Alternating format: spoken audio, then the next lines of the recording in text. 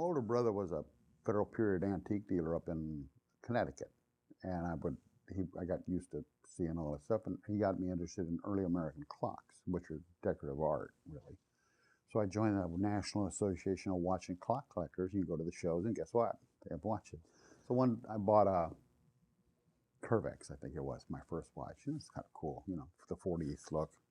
And then, so I joined the International Watch and Jewelry Guild there, was based out of Houston, and go to their watch shows. And I got to know some of the dealers, and early on got hooked.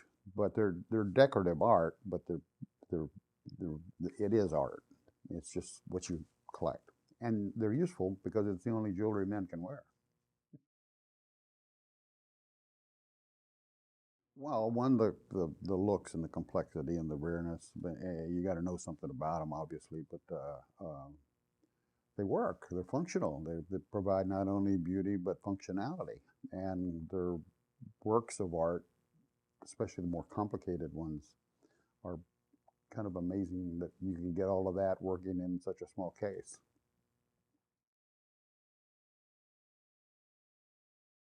I bought a 1526 Patek moon phase watch, and it was one of the more beautiful of the 40s Pateks.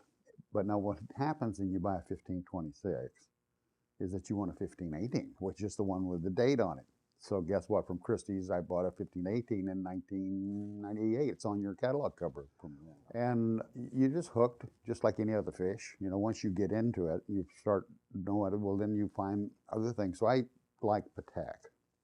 Early rose gold cases from the 40s. And then the Rolexes from the 40s and early 50s that were steel case chronographs, push button. I try to stay within that range. I've got a couple of really nice Vacherons because the dials are really good on, they probably do as good a job on dials as anybody in the world. But just stay to the high-end rare watches, no modern watches, and only buy things that were perfect in condition. I think it was to stay focused, not to get spread. I see so many guys with 50 different kind of crazy watches, So Patek, Rolex, one or two really early Cartiers, but not because you don't, and then I pink gold, rose gold cases. And it's like an organization. You get focused and organized and get the best. And then look for what you want and don't accept less than what you want. Pass the one by. You'll find the right one at the right price, but it's got to be perfect. They were both. I wasn't buying to invest, although they turned out to be a better investment than the S&P did over the period of time. I bought them to wear.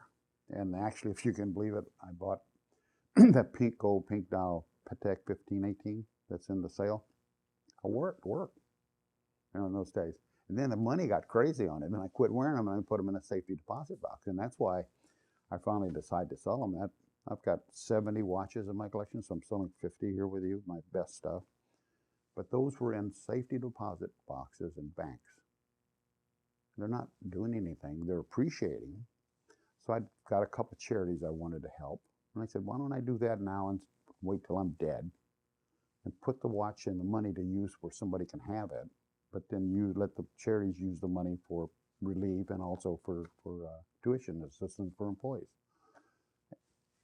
I don't need the money, and I'm not going to wear the watch anymore.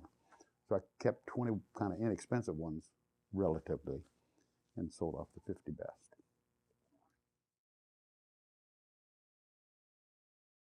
Well, you have to know where you want to go. Who is it? Ogden Nash says when you don't know where you're going, any road will get you there. So where do you want to go with your collection? What are you looking for? What are you trying to achieve? So I kind of set myself some goals there. But that's a business way too. So what do you want to sell? Where do you want to sell it? You want to be in Nevada? You want to be in New York? Or what markets do you want to be? You want international, domestic? You have to frame your objectives and have clear objectives. Otherwise, you're just wasting your time wandering around.